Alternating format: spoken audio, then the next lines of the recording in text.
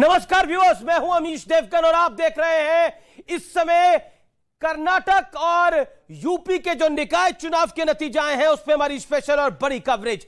हिमाचल प्रदेश के बाद दक्षिण का द्वार कहे जाने वाले कर्नाटक से भी बीजेपी की विदाई हो गई है। 125 से ज्यादा सीटें जीतकर कांग्रेस ने अपना दमखम दोनों दिखा दिया है। खुद को किंग मेकर के तौर पर देख रही जेडीएस का सपना भी चकनाचूर हो गया है। लेकिन मुद्दा यह है कि क्या इस नतीजे को 2024 का ट्रेलर माना जा सकता है, क्योंकि कर्नाटक की जीत के तुरंत बाद कांग्रेस के तमाम आला नेता यह कहने लगे हैं कि कर्नाटक से जीत की शुरुआत हो चुकी है और अब 2024 में मोदी की हार निश्चित है। सिद्धरामैया ने तो 2024 में प्रधानमंत्री पद के लिए राहुल गांधी की नाम की दावेदारी भी पेश कर डाली है। लेकिन सवाल यह है कि क्या कर्नाटक की जीत से कांग्रेस ओवर कॉन्फिडेंस में आ गई है, क्योंकि इतिहास खंगाले तो कुछ और भी कहानी दिखाई देती है। व्यूअर्स, साल 2018 याद करिए, राजस्थान, मध्य प्रदेश और छत्तीसगढ़ में कांग्रेस में सत्ता में आई, लेकिन इसके चंद महीनों बाद हुए लोकसभा चुनाव में इन्हीं राज्यों में कांग्रेस पार्टी का सुपड़ा साफ भी हो गया था।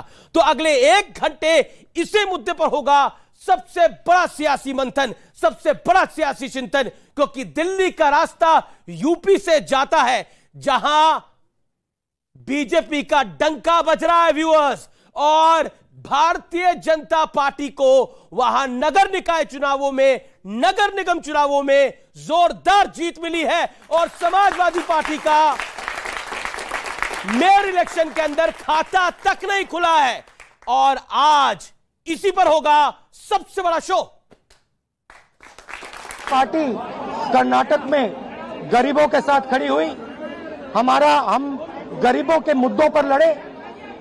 और मुझे सबसे अच्छी बात यह लगी कि हमने नफरत से, गलत शब्दों से यह लड़ाई नहीं लड़ी। हमने मोहब्बत से, प्यार से, दिल खोल के ये लड़ाई लड़ी और कर्नाटक की जनता ने हमें दिखाया, कर्नाटक में नफरत की बाजार बंद हुई है, मोहब्बत की दुकानें खुली हैं। बीजेपी ने बस पूरे स्टेट को गलत तरीके से सरकार तोड़ के लिया पहले, और उसके बाद मतलब कि उनके कोई भी वादे पूरे नहीं हुए और खाली करप्शन हुए। और वही चीज़ जो लोगों की इश्यूज थे, जो उनकी सुनवाई नहीं हुई थी, मेरे परिवार ने उनके आवाज बुलंद किए। और इस समय मेरे साथ सबसे पहले बातचीत के लिए जुड़ रहे हैं रॉबर्ट वाड्रा, इस समय एक्सक्लूसिव।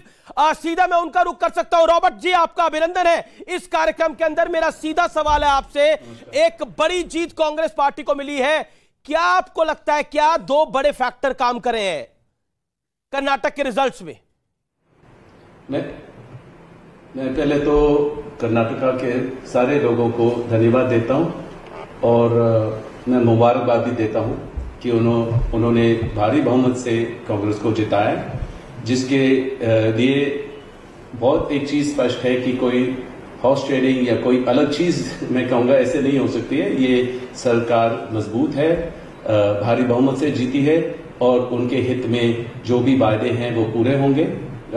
और काफी हमारे जो कांग्रेस के कार्यकर्ता हैं उन्होंने बहुत मेहनत की, जितने नेता हैं उन्होंने बहुत प्रचार किया और राहुल और प्रियंका ने भी काफी प्रचार किया, जिसके वजह से जो भी उनके वादे उन्होंने बोले हैं, मुझे पक्का पता है वो वादे उन लोगों के लिए कर्नाटका में पूरे करेंगे। 2024 की भी कहानी यहां से शुरू हो गई है। मैं आपसे जानना चाहता हूं, क्या साल 2024 में, क्योंकि जैसा सिद्धरामैया कह रहे हैं कि अब राहुल गांधी प्रधानमंत्री के प्रबल दावेदार हो गए हैं और 2024 में वही प्रधानमंत्री बन जाएंगे, क्या आप उनकी बात से सहमत हैं? मैं ये जीत को बड़ी चीज मानता हूं और जिस तरीके से बीजेपी ने सरकार को तोड़ के वहां सरकार चलाने की कोशिश की और उन्होंने भ्रष्टाचार ज्यादा बढ़ा, मतलब महिला की सुरक्षा ज्यादा बढ़ी और बेरोजगारी वहां बहुत ज्यादा थी। तो मैं ये कहूंगा कि पहले तो हम अब इस जीत को समझें, लोगों को समझें और लोगों के लिए जो वादे किए वो पूरे करें। और मुझे लग रहा है कि अब ये बदलाव का माहौल बन चुका है और आप देखेंगे मध्य प्रदेश में भी और कहीं भी अगर स्टेट इलेक्शन होंगे उसमें बदलाव जरूर आएगा और आप देखेंगे कि पूरा कांग्रेस पार्टी जितने भी नेता हैं सब लोग एकजुट होकर मेहनत करेंगे और जो भी उनसे नहीं हो पाया पहले वो जरूर करेंगे और बदलाव का माहौल बन चुका है और बदलाव आगे 24 तक जरूर होगा। बदलाव आप कह रहे हैं 24 तक होगा। मैं सवाल उसको दोबारा पूछ रहा हूं, क्या राहुल गांधी प्रधानमंत्री पद के दावेदार हैं? क्योंकि एक आवाज तो प्रियंका गांधी वाड्रा के लिए भी है। ये बोलूंगा कि मैं राजनीति में पूरे नहीं हूं उसमें फुली, और मैं खाली जो मेरा ऑब्जर्वेशन है, अनुभव है, उसमें मैं अपनी कुछ टिप्पणी रखता हूं या कुछ बोलता हूं। मेरा ये है कि ये जवाब मैं दे नहीं पाऊंगा, वो कांग्रेस पार्टी देगी और कांग्रेस के लोग डिसाइड करेंगे कि जो नेता वगैरह है कि कौन प्रधानमंत्री बनेगा, कौन क्या कदम लेंगे। पहले तो एक स्टेट इलेक्शन मैं आपसे पूछ रहा हूं आपकी निजी ख्वाहिश क्या है? क्योंकि आपके लिए भी टफ है, एक तरफ प्रियंका है, दूसरी तरफ राहुल है। दैट्स माय ख्वाहिश है बहुत। ये यस, तो जो भेदभाव की जो राजनीति है, धार्मिक राजनीति है, ये हटनी चाहिए, सेक्युलर रहना चाहिए। जो यहाँ मुद्दे हैं देश में, बेरोजगारी के, महिला सुरक्षा, और जो अभी मेरे को जैसे बहुत चिंता है जो हमारे जो रेसलर हैं जो अभी आंदोलन कर रहे हैं कि उनकी कोई बात सुन ले। और जैसे हम लोग सुनते हैं, सारे बीजेपी के नेता कहते हैं कि आज मन की बात यहां सुनेंगे और वहां सुनेंगे, पर एक भी कोई भी वहां नेता नहीं पहुंचा है, चाहे महिला नेता हो, कि वहां उन बच्चियों के साथ जो गलत हुआ है, उनके जो ब्रजभूषण के द्वारा जो गलत हुआ है, उसकी बात ही नहीं करते हैं, तो उनकी सुनवाई नहीं होती है। तो मतलब कि और किसकी बात समझेंगे? देश में बहुत ही गलत हो रहा है और माहौल ठीक नहीं है। और उस चीज के लिए जो मेरे परिवार चाहे पार्लियामेंट में बोलता है, जिसके वजह से राहुल को हटना पड़ा और उनको अपना घर छोड़ना पड़ा है, जो भी माहौल है वो ठीक नहीं है। हमें सेक्युलर रहना चाहिए और हमें देश के प्रगति में ज्यादा सोचना चाहिए। अभी खाली एक ही जीत हुई है, हम उस मुकाम पे नहीं सोच रहे हैं कि कौन प्रधानमंत्री बनेगा, ये वो अभी एक ही स्टेट इलेक्शन जीते हैं, पहले हम उसको ऑब्जर्व कर लें। जी, एक और सवाल। आपने बोला कि देश में बहुत नफरत का माहौल है, राहुल जी ने भी इसी बात को बोला था। मैं आपसे जानना चाह रहा हूं कि क्या आपको लगता है कि नरेंद्र मोदी की काट कांग्रेस पार्टी के पास है, खासतौर पर लोकसभा चुनावों के मद्देनजर? क्योंकि हमने लास्ट टाइम भी देखा था, 2018 में विधानसभा चुनाव कांग्रेस पार्टी जीती थी, लेकिन 19 में मोदी जी की जोरदार जीत हुई थी 300 प्लस सीटों के साथ। आप मुझे बताइए, जब बीजेपी को लगा कि उनके जितने भी नेता हैं वो कुछ नहीं कर पा रहे हैं, उनकी बात लोग नहीं सुन रहे हैं अब कर्नाटका में, तो उनको प्रधानमंत्री जी को बुलाना पड़ा। और मैं काफी शौक हूं और उनसे मतलब कि उन्होंने इतना ज्यादा प्रचार किया, इतने रोड शो किए, इतनी मेहनत की, और उसका नतीजा नहीं कुछ निकला। तो ये जो है माहौल बदल गया है, लोग परेशान हैं।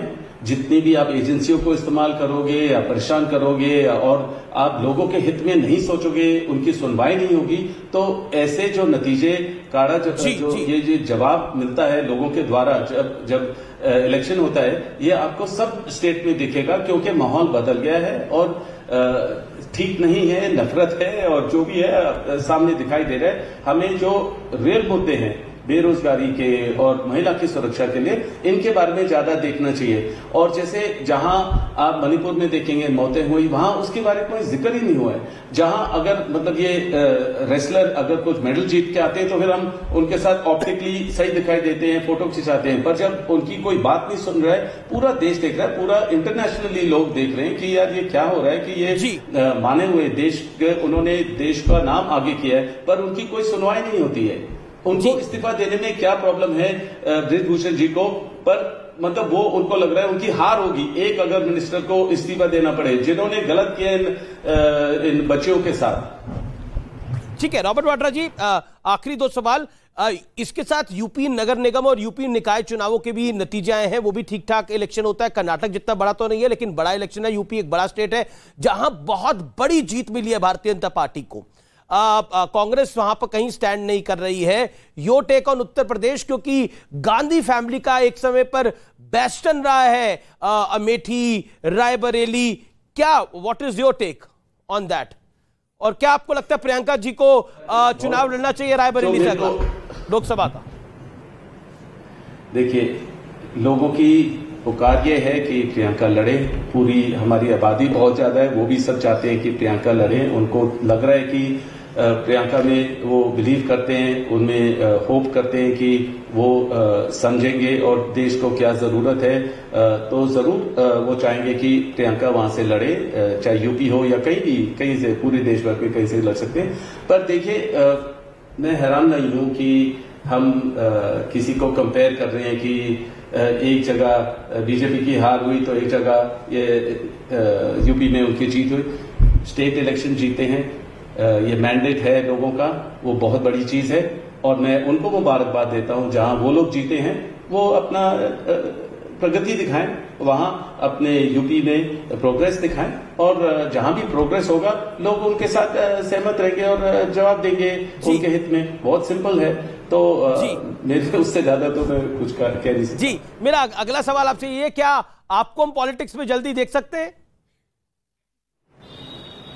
देखिए, मेरे लिए भी जरूर लोग पूछते हैं और काफी लोग आते हैं मेरे दफ्तर के बाहर यहाँ कि अगर मैं पॉलिटिक्स में आऊंगा तो जो भी मैं अगर चैरिटी कर रहा हूँ या मैं अपना धार्मिक पूरा दौरा करता हूँ तो उनको लगता है कि मैं अगर पॉलिटिक्स में आऊंगा तो अपने बड़े पैमाने पर अपना काम कर पाऊंगा और जो भी मेरे ऊपर बेबुनियाद इल्जाम लगाते हैं और एजेंसियों के द्वारा और हर चीज मैं अपनी बात रख पाऊंगा, क्योंकि मेरे को एक पॉलिटिकल प्लेटफॉर्म चाहिए होगा। क्योंकि मुझे हर चीज, जब भी कोई इलेक्शन होता है तो रॉबर्ट वाड्रा का नाम इस्तेमाल होता है और उसके बाद फिर से सब कुछ शांत हो जाता है और इतने सालों में कोई कुछ उनको मिला ही नहीं है।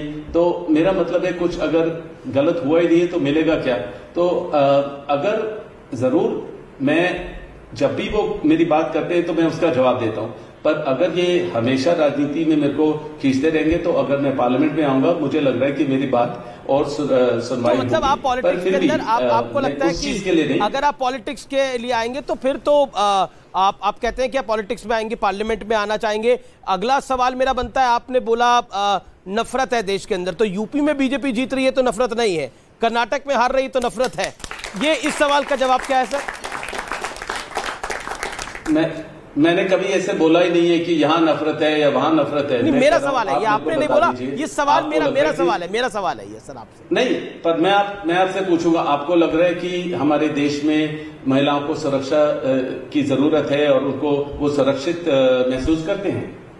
आप उनको लगता है कि बेरोजगारी की कोई कमी है हमारे देश में? तो मतलब कि मैं देश भर की बात कर रहा हूं, मुझे कोई इंटरेस्ट नहीं है कि एक स्टेट में जीत है और एक स्टेट में हार है। हमें ये हार जीत की बात नहीं होनी चाहिए। हमें देश के हित में, हमें सेक्युलर के हित में, हमें मतलब कि देश के लोगों के लिए कुछ बात करनी चाहिए और हार जीत की कोई ईगो इशू नहीं होना चाहिए। हम अब पार्टी लाइन की बात करनी चाहिए। ईगो का इशू नहीं है, जनता का विषय है। लेकिन आपने बोला सेकुलर होना चाहिए। By secular what do you mean? By secular what do you mean? हम भी हनुमान जी में बिलीव करते हैं और हम उसके लिए कोई ऐसी चीज नहीं करेंगे जो मतलब कि जो नेगेटिव हो किसी पब्लिक के लिए। जी, बहुत बहुत शुक्रिया आपका, हमें अपना समय देने के लिए, अपनी राय रखने के लिए, अपनी बात रखने के लिए आपको बहुत बहुत शुक्रिया और एक बार फिर आपको बहुत बहुत शुभकामनाएं। आपको बड़ी जीत मिली है कर्नाटक के अंदर और आचार्य प्रमोद कृष्णम आपके नेता हमारे साथ है, वो भी आपको बधाई देना चाह रहे हैं, कुछ कहना चाह रहे हैं आपसे। वो आचार्य प्रमोद कृष्णम आप ही के नेता हैं, वो कुछ कहना चाह रहे हैं आचार्य जी? जी रॉबर्ट जी। नहीं, रॉबर्ट वाड्रा जी को मैं सुन रहा था, उन्होंने बहुत ही अच्छे तरीके से अपनी भावनाओं की अभिव्यक्ति की है और बड़े नपे तुले शब्दों में की है और बिल्कुल उनको लोकसभा आने का अधिकार है, लोकसभा का चुनाव लड़ने का अधिकार है। मैं स्वागत करूंगा अगर रॉबर्ट वाड्रा एक्टिव पॉलिटिक्स में आते हैं तो। बहुत शुक्रिया रॉबर्ट वाड्रा जी आपका हमारे साथ जुड़ने के लिए और आपका बहुत कुछ। रॉबर्ट वाड्रा आप कुछ कहना चाह रहे हैं आचार्य जी को? मैं धन्यवाद देता हूं और सही समय पे अगर लोगों को लगेगा कि मैं कुछ बदलाव ला सकता हूं, कि उनके क्षेत्र में कुछ प्रगति कर सकता हूं, और अगर फैमिलीज अगर मेरा परिवार उसमें शामिल है, मतलब वो खुश होते हैं, तो मैं जरूर वो कदम लूंगा। धन्यवाद जी। शुक्रिया आपका बहुत बहुत हमारे साथ जुड़ने के लिए। और इस सब हम चर्चा को आगे बढ़ाते हैं। रॉबर्ट वाड्रा हमारे साथ थे एक्सक्लूसिवली बात करने के लिए। उनका कहना है कि